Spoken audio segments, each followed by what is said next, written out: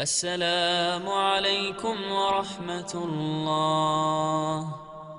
السلام عليكم ورحمة الله.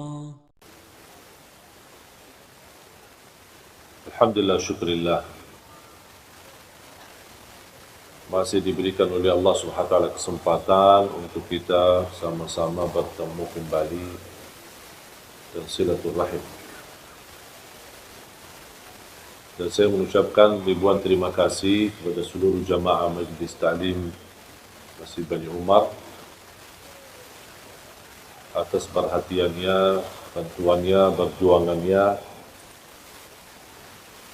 untuk selalu memberi perhatian, support dan membantu gerakan kami, khususnya untuk saudara kita tunanetra.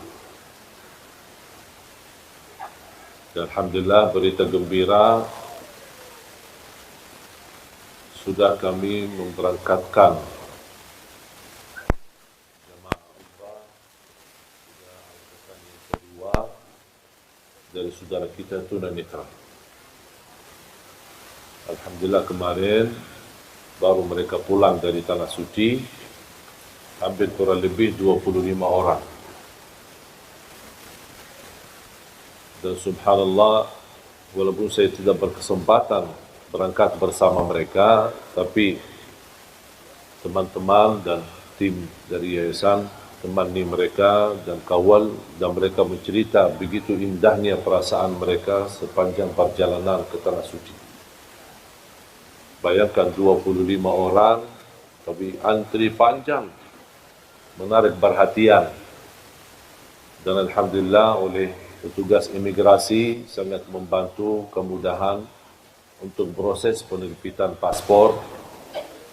Ketika proses juga visa, ketika di Madinah pun Alhamdulillah diberikan kemudahan.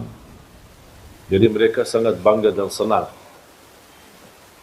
Yang buat saya terharu ketika melihat rakaman mereka ketika bertalbiyah, ketika berdoa, ketika lagi salat di Masjid Nabawi, dan mereka menangis. Dan mudah-mudahan kita terus memperjuangkan supaya kita mampu memberangkatkan insya-Allah haji untuk mereka. Dan itu semua perjuangan tidak akan terlepas daripada perhatian ibu-ibu. Karena jujur saja, kalau bukan izin Allah Subhanahu wa taala, kemudian bantuan, perhatian, kasih sayangnya dari ibu-ibu, nampaknya program ini belum tentu bisa jalan. Khususnya Majlis Ta'lim Bani Umar. Karena satu-satunya Majlis Ta'lim yang mulai dari awal sampai titik ini komitmen dan terus mensupport dan membantu program ini. Awal pertama kali yang merespon program kami Majlis Ta'lim adalah Bani Umar. Kemudian selanjutnya, walaupun ada beberapa majlis taklim yang lain yang ikut bantu, tetapi yang komitmen tidak pernah terlepas perjuangannya, tidak pernah bosan dan tidak pernah menjauhi dari program ini, itu satu-satunya majlis taklim Bani Umar. Mudah-mudahan ini merupakan berkah untuk semua jamaah dan mudah-mudahan menjadi amal jariah, sedekah jariah yang tidak terputus pahalanya insya-Allah sampai hari kiamat. Dan semoga insya-Allah diterima di sisi Allah Subhanahu wa taala. Para jamaah sekalian dimuliakan Allah Subhanahu wa taala,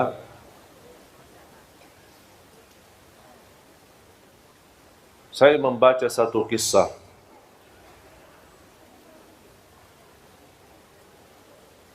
membuat saya berfikir betapa besarnya keagungan dan kemuliaan Allah Subhanahu wa taala, dan selalu Allah beri yang terbaik. Cuman sayang sekali kita belum bisa tahu kebaikan tersebut kecuali sesudah kejadian ujian, bala, musibah cukup lama. Istilahnya kita mengetahui hikmah alasan apa yang terjadi, apa yang kita hadapi di kemudian hari atau di waktu yang cukup lama, baru Allah munculkan hikmah dan alasan. Kisah yang saya baca mengambil banyak hikmah dan pelajaran, membuat saya sadar dan semakin belajar dan meyakini apa yang datang dari Allah pasti itu baik, walaupun nampaknya di pandangan mata kita buruk, dan itu ujian. Ada beberapa pengusaha berdagang, mereka belanja barang banyak dari salah satu negeri, kemudian mereka naik kapal yang cukup besar dan juga membawa barangnya masing-masing. Di dalam perjalanan untuk kembali ke kampung mereka, terjadilah hujan besar, gelombang, dan dia menghadapi ujian yang amat besar di tengah laut. Mereka mengambil keputusan harus barang-barangnya ada yang harus dibuang untuk mengurangi beban yang terjadi di atas kapal tersebut. Salah satu pedagang memiliki barang yang terbanyak. Ternyata jatuhnya dia akan dihabiskan separuh barangnya, akan terbuang. Dibanding yang lain cuma seberapa saja. Beliau tidak terima, marah, ngamuk. Saya bisa rugi banyak, separuh barang saya masa dibuang begitu sia-sia. Mereka menjelaskan, daripada kita tenggelam semua, menghadapi musibah semua, mendingan barang-barang kita aja biar kita selamat. Beliau tidak terima, tidak mau. Karena dia berdagang baru, membuat berdagang yang lama, mereka sepakat sekalian barangnya sama orangnya dibuang aja, biar kita selamat. Karena mereka merasa orang itu berdagang baru, tidak punya istilahnya kekuatan, tidak punya power, tidak punya lingkungan yang bisa melindunginya. Dan terbuang. Dan subhanallah, mereka jalan, dan beliau bersama barangnya sudah terbuang di dalam laut. Dalam menghadapi ujian angin besar, subhanallah, terarah kepada salah satu pulau yang cukup sepi, tidak ada apa-apanya. Dia masuk di sana, cari makan tidak ada, cari apa tidak ada, barangnya hilang. Dia syukur, alhamdulillah selamat. Dapat sedikit sumur air yang bersih, dia bisa minum. Sedikit hanya yang bisa dia dapat, hanya minum air. Di situ dia menemukan sebuah rumah kecil dari kayu. Dia masuk ke rumah dan dia bisa rasa nyaman untuk bisa istirahat dan tidur. Berjalan waktu beberapa hari, tidak ada yang datang menolong dia. Tiba-tiba datangnya angin yang cukup kencang dan besar, mengakibatkan terjadi kebakaran di pulau tersebut. Dihabiskan semua pohon-pohon yang ada sekaligus rumah kayunya itu. Begitu dia diselamatkan dari kebakaran dan kehilangan tempat tinggalnya yang satu-satunya yang bisa melindungi dari bahaya, langsung dia berkata, "Ya Allah, kenapa ini? Sampai rumah yang aku tempati untuk mencari nyaman dan melindungi diri, kebakaran habis."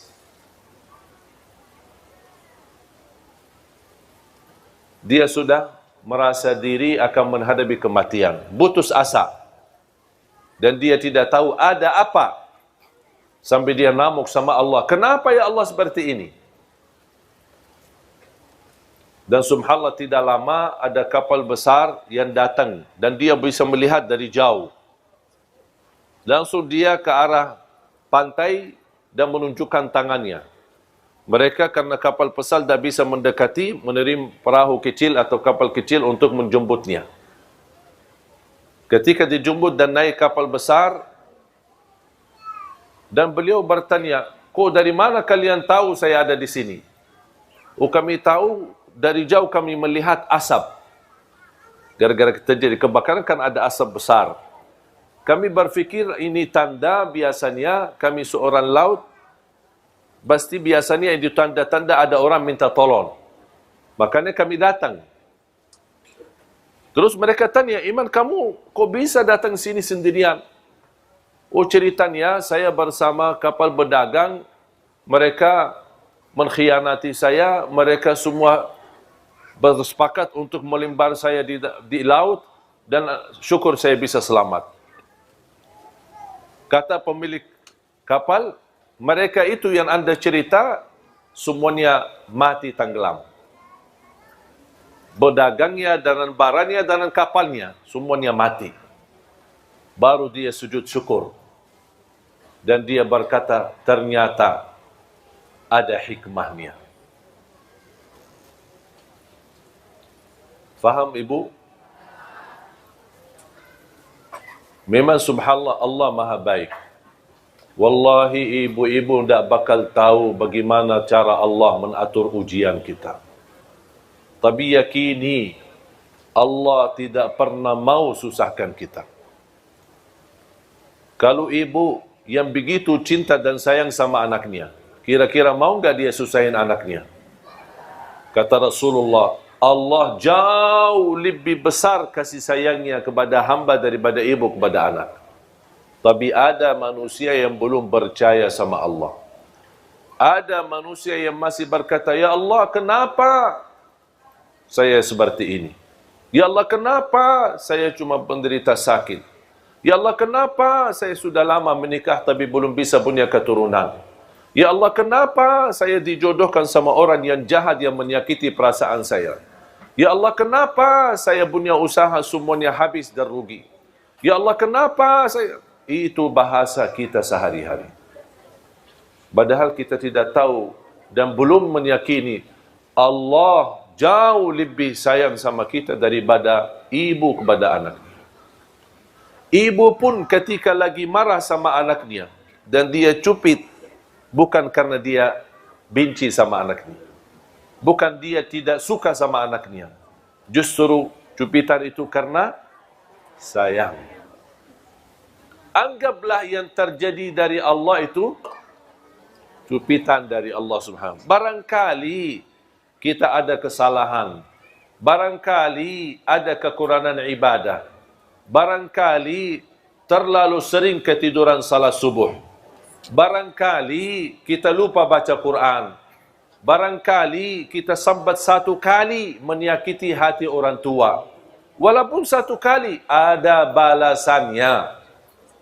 Ada balasannya dari Allah SWT. Kita lupa, tapi Allah tidak pernah lupa. Ahsahullahu wa nasuh. Allah menghitungkannya, tapi manusia suka lupa. Makanya jamaah sekalian, belajar takdir Allah, walaupun ada buruknya, tapi yakini di belakang keburukan ada hikmah, ada kebaikan, ada sesuatu yang kita tidak tahu. Contoh,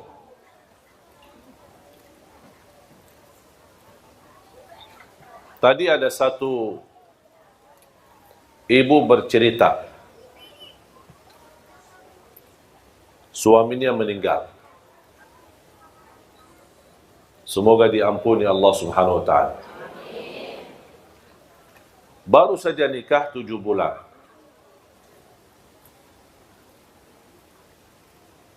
Cerita yang disampaikan oleh ibu, saya menanggapi bagaimana beliau cinta sama suaminya. Sudah almarhum. Beliau berkata, seandai kata saya menikah, tapi masih merasa terbeban karena dia sayang sama suaminya. Dan dia berkeinginan bertemu suaminya di surga. Terus kalau saya dijodohkan lagi, nikah, usianya masih muda, saya khawatir gimana nanti? Sama suami yang pertama atau suami yang Yang kedua, ya udahlah, daripada bingung, mendingan dah usah nikah katanya. Biar dijamin dapat dan bertemu suaminya di surga. Saya menjawab,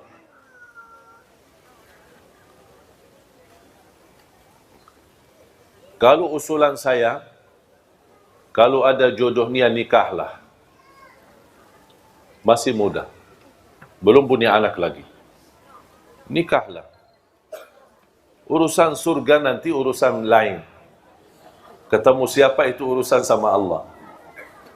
Dan kejadian ini sama pernah terjadi sama istri Rasulullah. Bernama Ummu Salamah. Kenal nggak Ummu Salamah? Dari mana kenal? Tahu maksudnya. Ummu Salamah salah satu istri Rasulullah SAW. Ternyata Ummu Salamah punya suami namanya Abu Salamah. Cinta bukan main sama suaminya. Meninggal, mati syahid di waktu tamburan perang bersama Rasulullah SAW. Meninggal. Ketika meninggal suaminya, dia merasa sedih banget. Kehilangan seorang yang dia paling sayangi, paling cintai. Baik banget. Dan dia merasa kehilangan sesuatu yang amat besar. Tapi dia sabar, ujian. Suami meninggal, ada istri dia meninggal, ada anak dia meninggal. Semua itu namanya ujian. Dan kita semua pasti akan meninggal, akan mati menghadapi kematian. Ternyata subhanallah berjalan waktu, dijodohkan sama Rasulullah. Sebelum dijodohkan sama Rasulullah, dia pernah berkata, ketika Rasulullah SAW mengingatkan untuk bersabar dan menerima ujian ini. Dan insya Allah Allah ganti yang lebih baik. Langsung beliau berkata, siapa yang lebih baik dari Abu Salamah? Tak mungkin bisa menemukan orang-orang yang lebih baik dari Abu Salamah. Pertanyaan saya, ibu-ibu, mana yang lebih baik, Abu Salamah atau Rasulullah? Akhirnya jadi jodohnya sama Rasulullah SAW. Muncullah pertanyaan, ya Rasulullah, saya kan pernah nikah sama Abu Salamah. Sekarang saya jadi istrimu. Saya ketemu siapa nanti di surga? Sama pertanyaan ibu itu tadi. Saya jawab sebagaimana dijawab oleh Rasulullah SAW. Kamu bersama orang yang terbaik akhlaknya. Yang terbaik akhlak. Kalau kira-kira Abu Salamah lebih baik akhlaknya, berarti nanti sama Abu Salamah. Tapi yang kita tahu dan kita belajar, yang paling mulia akhlaknya siapa? Berarti dia sama. Dan disitulah kunci kebahagiaan dalam rumah tangga. Kemuliaan akhlak. Jamaah sekalian, tidak ada rumah tangga yang tidak bermasalah. Tetapi kunci mengatasi segala persoalan dan permasalahan adalah kemuliaan akhlak. Bahkan Rasulullah SAW bersabda, menunjukkan kunci kemuliaan seorang laki-laki, terutama laki-laki.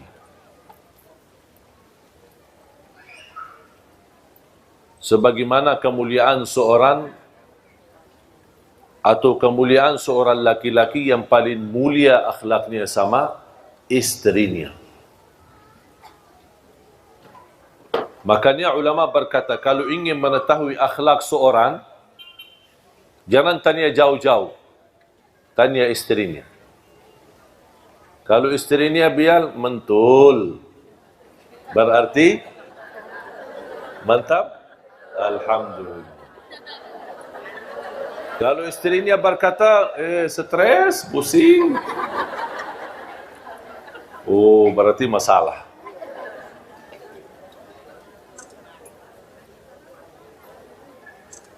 Dan subhanallah, dengan kemuliaan akhlak kita bisa memiliki segala sesuatu.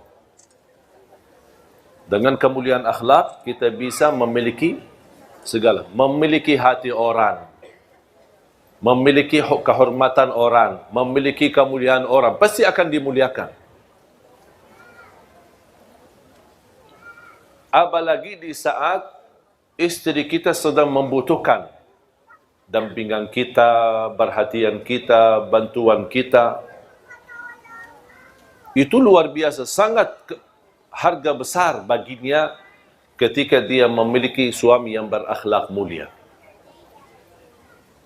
Makanya jamaah sekalian, sampai Rasulullah SAW bersabda, "Aqrabukum minni majlisan yawmal qiyamah ahasinukum akhlaqa." Yang paling dekat kepadaku hari kiamat, kata Rasulullah, yang paling mulia akhlaknya di dunia.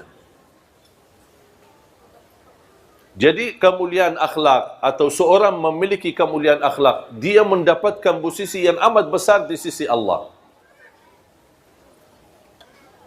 Kemuliaan, darajat yang tinggi bersama para nabi, siddiqin, syuhada dan salihin.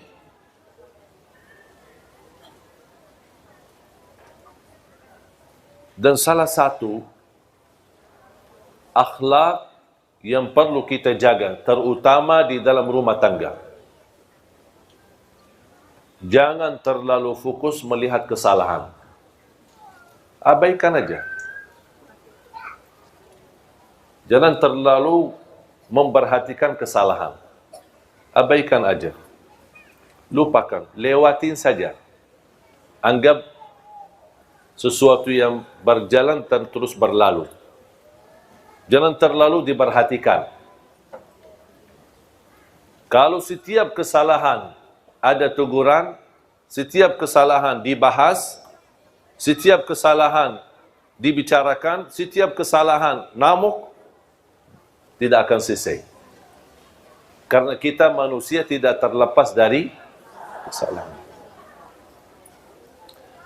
Bisa kita perbaiki kesalahan tapi dengan cara yang baik. Kalau anda melihat sesuatu yang tidak suka, jangan anda bilang saya tidak suka ini, tapi saya suka seperti ini. Saya suka seperti ini.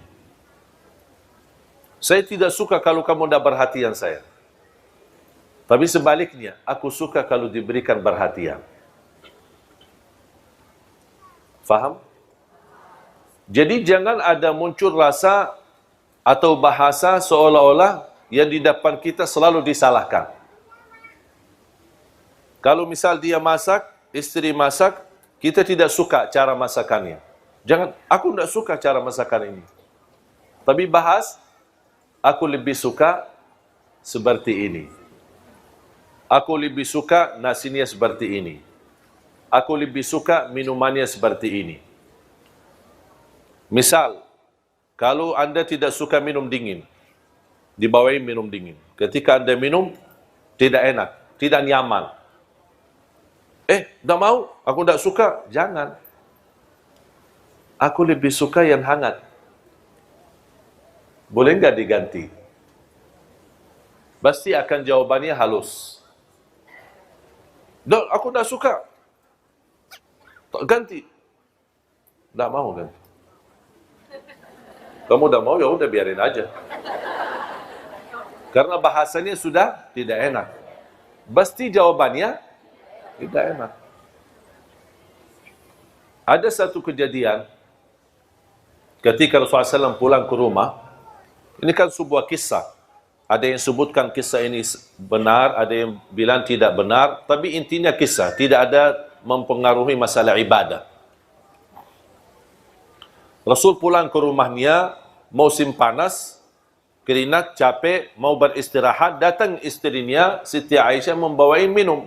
Nampaknya Siti Aisyah karena sibuk urusan-urusan dalam rumah, bersih rumah, mempersiapkan kedatangan Nabi Muhammad, saking capeknya, karena dia tidak ada pembantu di rumah, saking capeknya daripada kasih gula di air sirupnya, dia kasih malah garam. Kemudian diserahkan kepada Rasulullah SAW. Kemudian dia lanjut urusan rumah. Ketika Rasulullah SAW minum, rasanya apa? Asin. Rasulullah SAW panggil, Ya Humaira. Ini Rasulullah SAW suka panggil, tidak pakai nama. Tapi panggil nama Humaira. Yang putih ada merah-merahan. Dan selalu saya dorong jamaah suami istri harus masing-masing memiliki gelar panggilan, nama panggilan. Apa itu? Hei manis, hei cakap, gagah, sayang. Jangan panggil abi, abah, ayah. Panggilan kata-kata yang ada tanda sayang. Kalau misal dia hitam manis, coklat. Pokoknya kata-kata terserah, milih kata-kata yang menenangkan hati. Yang menarik. Dan ini subhanallah membuat mesra dalam rumah tangga. Dan itu yang dilakukan oleh Rasulullah SAW. Ya Humaira. Kalau saya punya nama khusus dipanggil oleh istri. Jadi istri panggil pakai nama itu. Bukan Syekh Ali, bukan Ali. Tapi ada nama. Saya tidak mau kasih, itu rahasia. Sebaliknya saya juga punya nama untuk istri. Dan dia suka kalau saya panggil dengan pakai nama itu. Lewat telefon, lewat WA, atau saya pulang ke rumah, itu selalu saya panggil seperti ini. Khusus. Yang ingin tahu ya datang ke rumah aja. Kenalan sama istri biar tahu rahasianya apa. Karena saya mengambil belajar dari Rasulullah SAW. Bukan berarti mohon maaf saya sempurna dalam rumah tangga. Jangan ada yang merasa, berarti Syekh luar biasa. Tidak. Saya juga orang biasa. Punya kekurangan, punya kesalahan. Kadang-kadang istri saya tersinggung terhadap perilaku saya. Tapi alhamdulillah kita selalu sepakat ada tukar fikiran. Ada berbicaraan. Kita tidak istilahnya menambil hati. Aku lihat dia, aku marah, terus simpan di hati. Dia lihat saya, dia marah, simpan di hati. Itu tidak akan selesai masalah. Ada sesuatu dibahas, tapi cara dibahasnya agak enak. Sopan, saling menjaga, saling menghormati, seperti ini.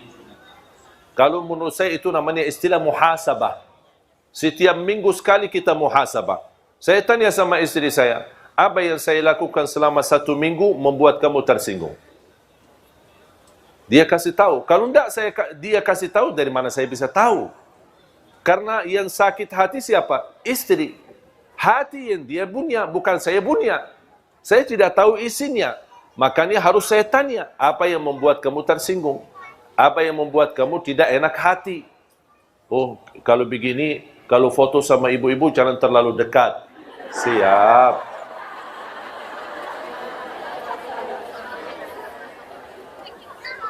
Udah, saya akhirnya turuti apa yang dia mau. Kalau bisa, jangan foto sama sekali. Saya bilang jangan, nanti ibu-ibu juga tersinggung.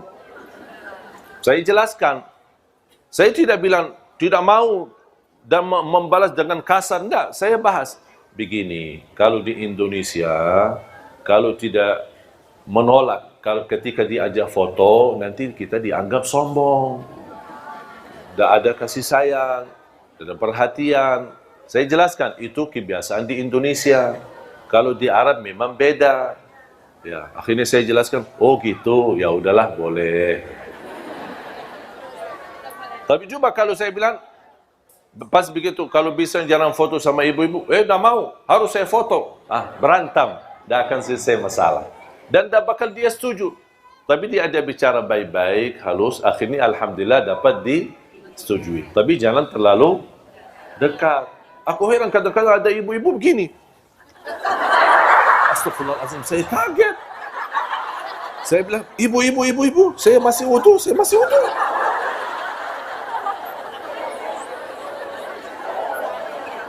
Saya jujur saja bicara seperti ini, padahal saya belum wudu. Tapi kenapa saya terpaksa? Jangan, supaya dia menjauh daripada bubu jauh. Nanti dia juga tersinggung. Masalah lagi. Selalu berusaha memilih kata yang bisa difahami tapi tidak menyakiti hati. Maaf, saya lagi wudu. Ya. Dah, langsung dia awas sendiri. Daripada kita berantam. Ibu jangan dekat. Ibu jangan dong. Kok sih kasar ya?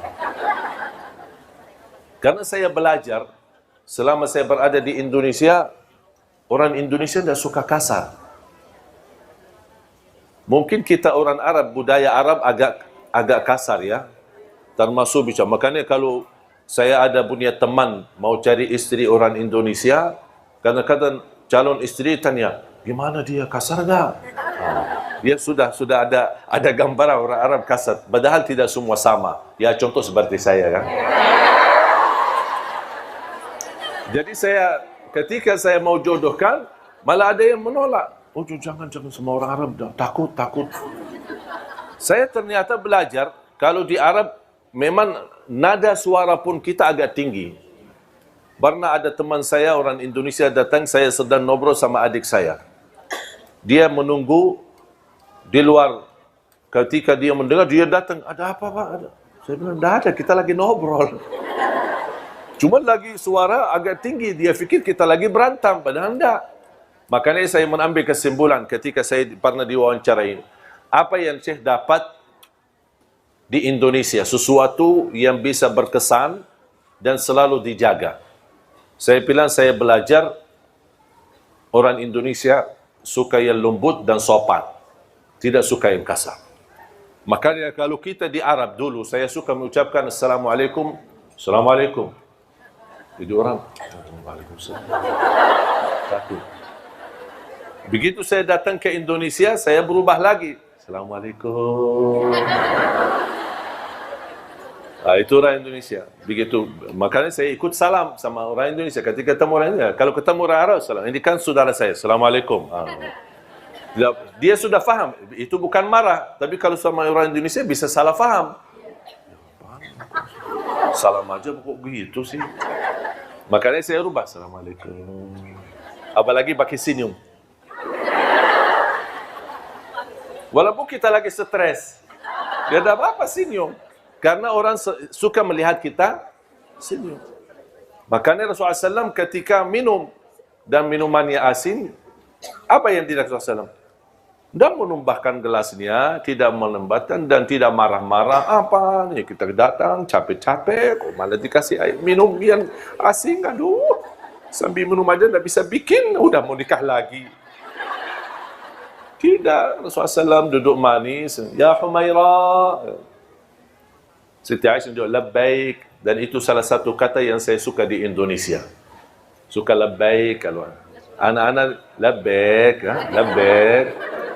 Itu sebenarnya kata-kata dari dulu ada di Arab. Diambil dari kata labbaik Allahumma labbaik. Kenapa? Menunjukkan saya akan segera jawab. Saya akan segera sami'na wa ata'na. Dari pada dipanggil, ya, labbaik, labbaik. Artinya, tapi jangan labbaik dah datang. Lama suaminya panggil, sayang, labbaik. Dan panggilan labbaik belum datang juga. Kalau sudah labbaik, tinggalkan semuanya, segera datang. Siti Aisyah langsung, ya Humaira, labbaik, datang. Apa kata Rasulullah? Ayo, berkenan enggak temani saya minum? Temani saya minum. Ya, Siti Aisyah senang diajar sama suaminya, ikut minum bareng. Apa Siti Aisyah suka di mana bekas bibirnya Rasulullah? Oh, ini. Dia minum, habis minum.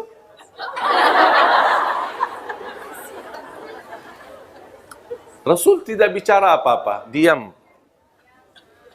Akhirnya dia sendiri minta maaf. Kira-kira kalau seperti ini, terulang lagi enggak? Kayaknya tidak. Karena sudah langsung mendapatkan teguran, tapi dengan cara yang halus. Coba kira-kira kalau pas kita pulang, minta, ayo bawain kopi. Pas kita dikasih kopi, malah isinya garam. Apaan ini kok? Masa sudah kita nikah 20 tahun, kopi tidak bisa bikin sih? Marah-marah. Kira-kira nanti kalau mau bikin kopi lagi, kasih garam enggak? Barangkali kasih racun sekalian biar habis. Kok masa gara-gara kopi marah-marah sih? Jadi, mengatasi masalah jemaah sekalian, jangan menghadapi dengan kekerasan. Walaupun bisa selesai masalah, tapi membuat hati sakit. Milihlah kata yang halus, yang baik. Termasuk ibu-ibu menghadapi suami yang barangkali tidak nyambung dengan kita, tidak sesuai dengan keinginan kita. Jangan anda selalu membalas dengan kasar, tapi selalu beri yang terbaik dan selalu berdoa. Ya Allah, berilah hidayah. Ya Allah, berilah petunjuk. Ya Allah, jadikan beliau bertanggungjawab. Ya Allah, jadikan beliau kasih sayang. Orang yang benar-benar memberi perhatian kepada kami, kepada anak kami, dan bertanggungjawab nafkah dan urusan keluarga kami. Itu ikhtiar kita, doa. Kalau memang sudah di dalam takdirnya Allah subhanahu wa ta'ala jodohnya seperti ini, ya bakal seperti ini. Yang bisa merubah nasib dan takdir hanya doa. Makanya jangan berhenti berdoa. Habis anda berikhtiar dan ada yang merasa sudah tidak kuat, tidak bisa tahan. Itu pilihan atau solusi dalam agama, boleh minta cerai. Itu solusi, bukan sesuatu yang tidak boleh. Ada orang, kalau katanya minta cerai, tak bakal masuk surga. Kata siapa? Kalau benar-benar, sebagaimana saya jelaskan, ibu sudah sabar, sudah doa, sudah ikhtiar, sudah memimpin nasihat, tapi tetap tidak ada perubahan sama sekali. Dan masih bisa sabar, saya usulkan sabarlah. Tapi kalau ada orang tidak bisa sabar, bahkan ada yang merasa lebih baik saya mati, kenapa susahkan diri? Lepas.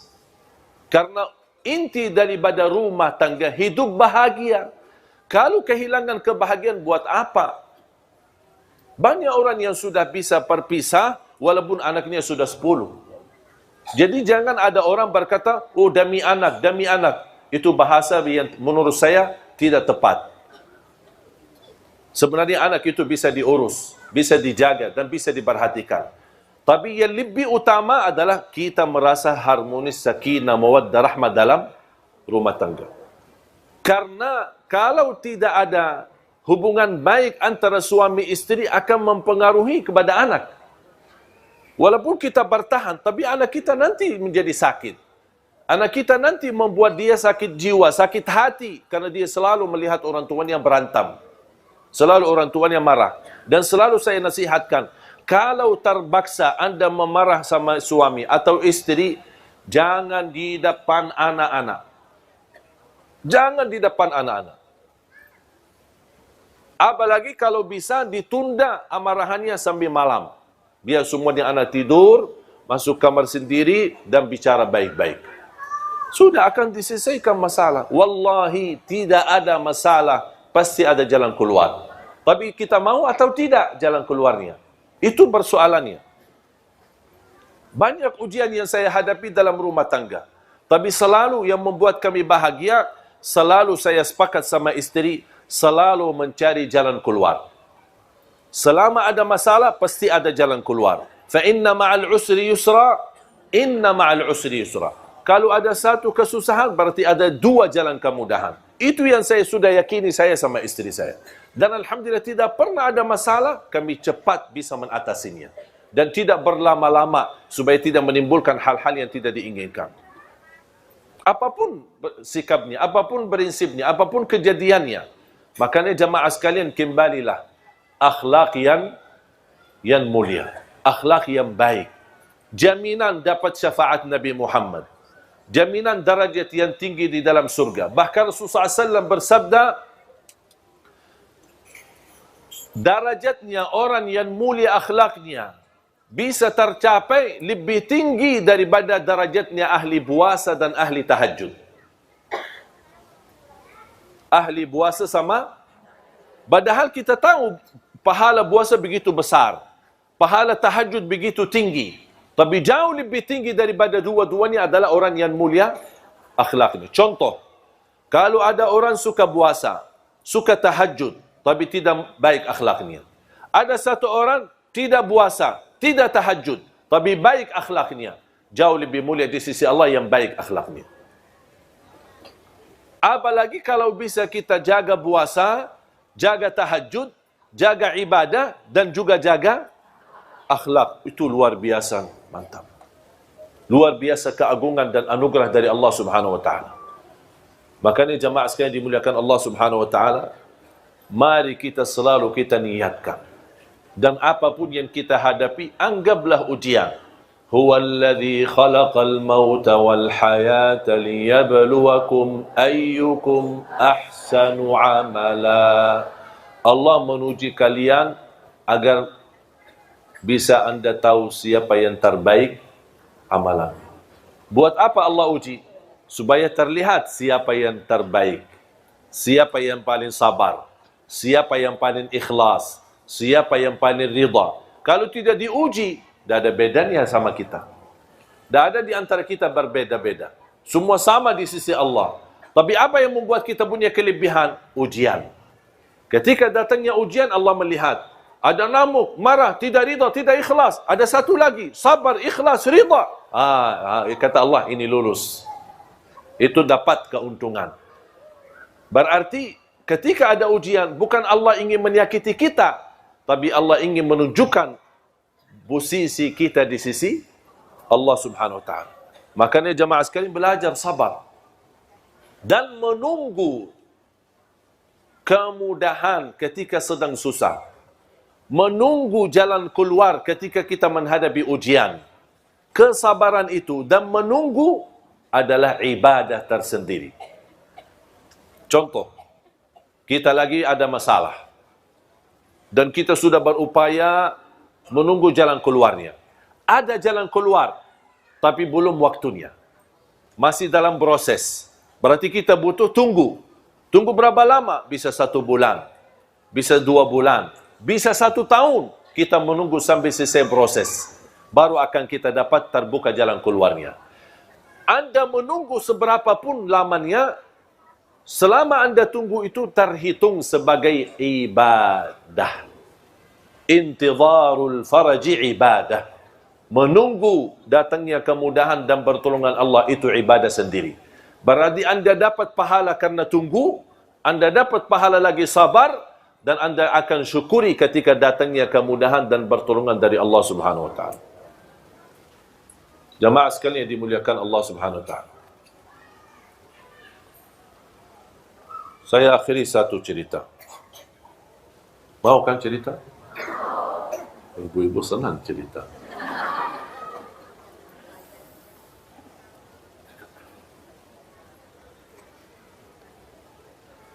Saya menemukan satu keluarga.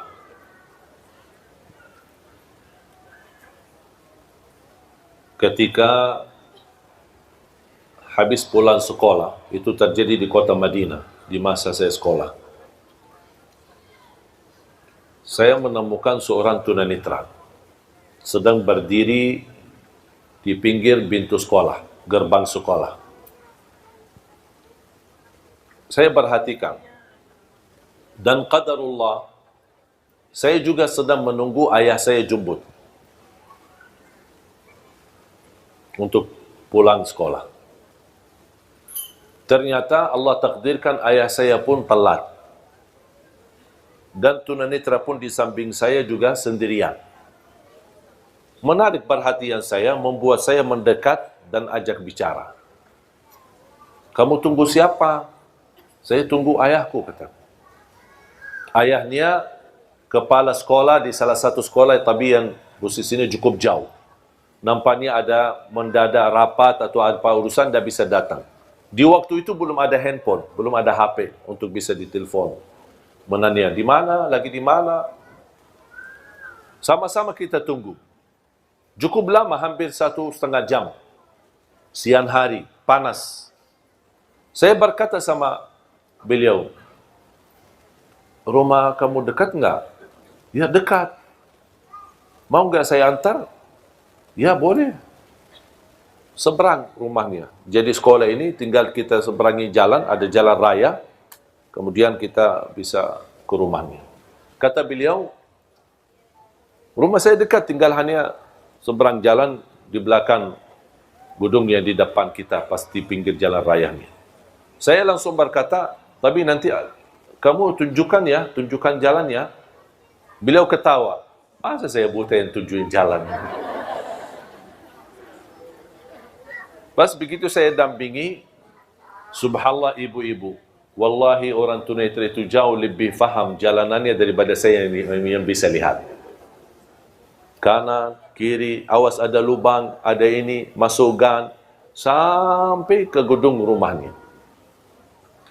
Ada beberapa lantai seperti apartemen. Begitu kita masuk, awas ada tangga 3, kita jalan. Ada lagi tangga 1 kecil, kita naik. Ada lift, buka pintu. Bencet nomor sekian. Pas kita naik, pas begitu keluar ke arah kanan. Sampai di mana belnya rumah itu dia tahu. Di sini. Nah, begitu ibunya buka. Dan dia masuk di belakang pintu, karena diharapkan pakai cadar. Dia tidak tunjukkan diri, tapi dia berbicara sama saya di belakang, dari belakang pintu. Terima kasih Allah, kami tadi kekhawatiran, anak kami telat, suami juga sibuk, tidak bisa ditelepon, karena dia mau telepon ke sekolahannya. Alhamdulillah bersyukur Anda bisa bawa anak kami di sini. Dan maksa-maksa untuk saya diajak masuk. Temani karena suaminya sedang dalam perjalanan mau pulang. Maksudnya diajak makan siang. Kalau orang Arab makan siang sampai sore. Kalau makan malam jam 12 malam. Makan subuhnya jam 10 pagi. Dan ini semua alhamdulillah berubah ketika saya sudah di Indonesia. Makan subuh habis subuh, makan siang habis zuhur, makan malam habis isya. Dan kalau sudah malam sekali, sudah tidak makan dan tidak minum, sambil insyaAllah istirahat. Jadi, ketika saya diajak masuk dan temani ada satu ruangan buat tamu, ada satu kejadian membuat saya sangat terkejut. Beliau yang tadi saya antarin, dia mengajak adiknya. Ada 3 saudara. Yang sama saya itu usianya kurang lebih 19-20. Ada yang satu lagi adiknya 16. Ada yang satu lagi adiknya kurang lebih 10 tahun. Ada yang satu lagi 6 tahun. 3. Ketika beliau ajak, ini kenalan saudara saya, adik-adik saya. Pas begitu salaman, ternyata jemaah sekalian, semuanya tunanetra. Semuanya buta.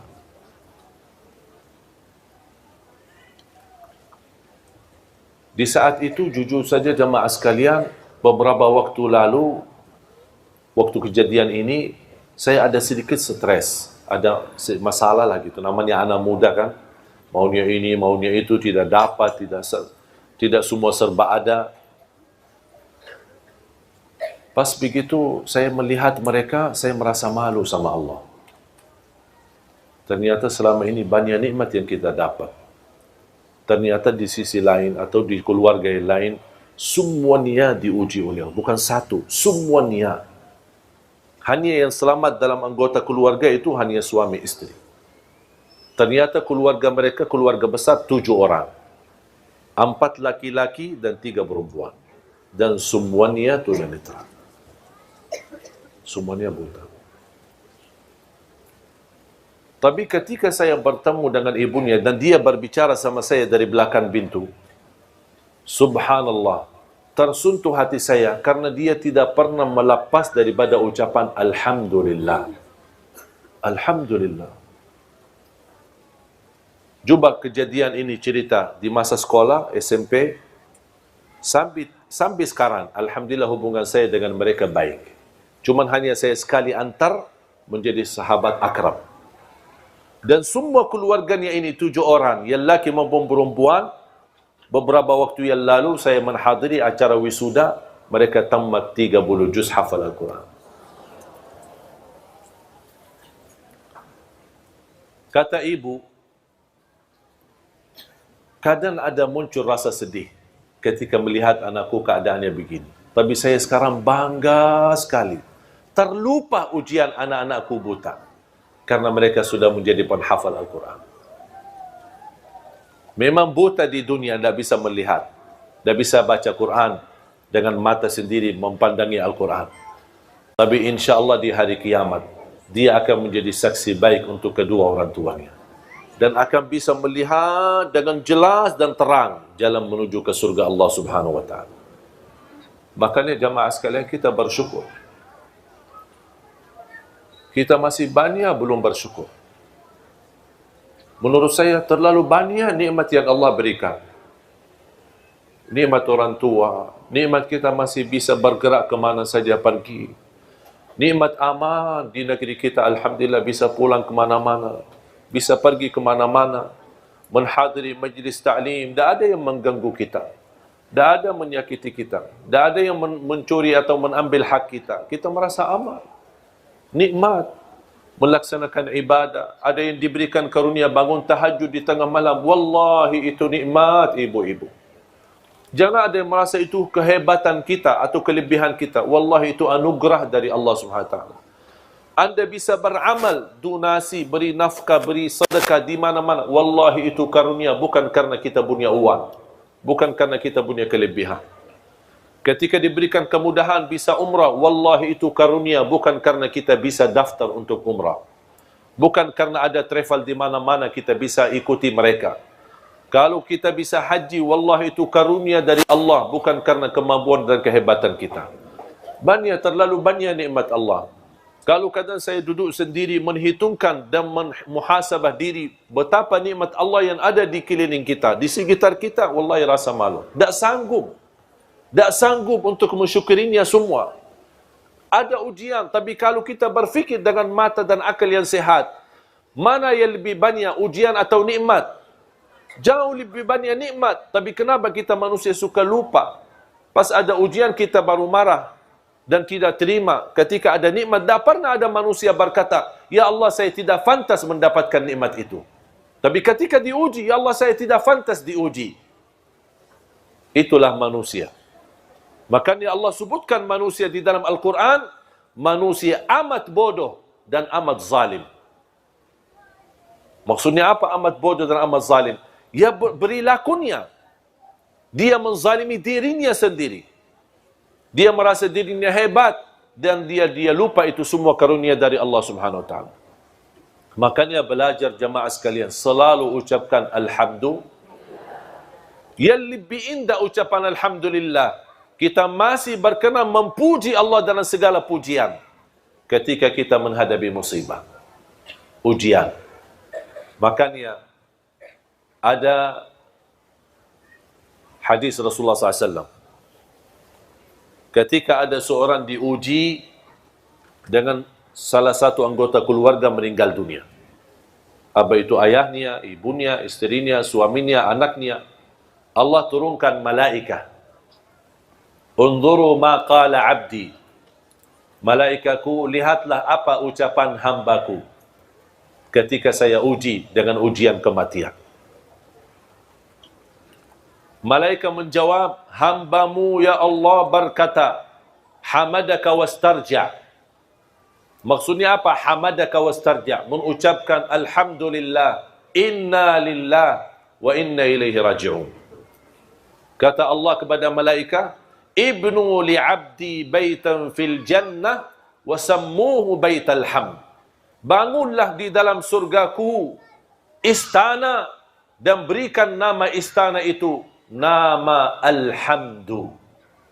Ini khusus pahala dan keistimewaan yang Allah sediakan yang mampu mengucapkan alhamdulillah ketika menghadapi musibah. Sebelum inna lillahi wa inna ilaihi raji'un. Sebelum la haula wa la quwata illa billah, alhamdulillah. Baru inna lillahi wa inna ilaihi.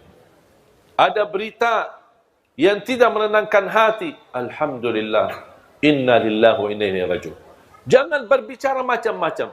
Wallahi Bapak Ibu jamaah sekalian, kalau anda berkenan ucapkan kata ini, langsung akan turun rahmat Allah di dalam hati kita. Akan terasa tenang, biarpun musibahnya cukup besar. Akan Allah berikan segera dalam jalan keluarnya. Tapi belajar mengucapkan alhamdulillah. Khususnya ketika menghadapi musibah.